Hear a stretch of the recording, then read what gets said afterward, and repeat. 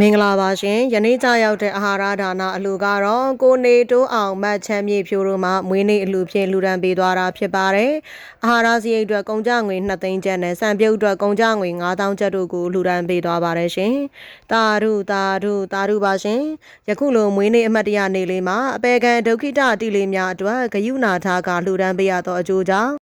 မွေးနေ့ရှင်တို့လည်းကိုစိတ်နှဖျားချမ်းသာချမ်းသာကြပါစေရှင်ဘယ်ဘက်ကတဆုပ်ကျဲတိုင်းညာဘက်ကတလဲဝင်လာကြပါစေစီးစိမ်ရတနာဥစ္စာများလဲတိုး၍ရရှိကြပြီးတည်တံ့ခိုင်မြဲပါစေရှင်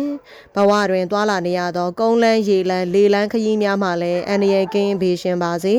ကောင်းသောဂုဏ်သတင်းများနဲ့မှွေပြန့်ကြော်စောပါစေရှင်ဤကုသိုလ်များသည်နိဗ္ဗာန်မရောက်မီစัจ जा တန်တရားကျင်လည်ရာတခြားသူတော်ကောင်းဆရာကောင်းတမကောင်းအတိုင်ဝင်းကောင်းများနှင့်တွေ့ဆုံ၍တောင်းတသမျှအရာရာပြည့်စုံရန်ကောင်းသောအထောက်ပံ့ကောင်းများဖြစ်ကြပါစေရှင်တတဝါများစွာဘေးရန်ကင်းကွာ၍ချမ်းသာကြပါစေဥပတ်ရန်ဘေးကင်းစင်ဝေး၍ငြိမ်းအေးကြပါစေ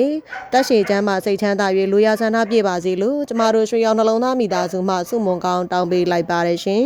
အခုဆိုရင်တော့ channel ကဂီလာနာတရွဆွဲခွေးကလေးများရဲ့ထမင်းစားချိန်ပဲဖြစ်ပါတယ်ကျေးဇူးအထူးတင်ပါတယ်ရှင်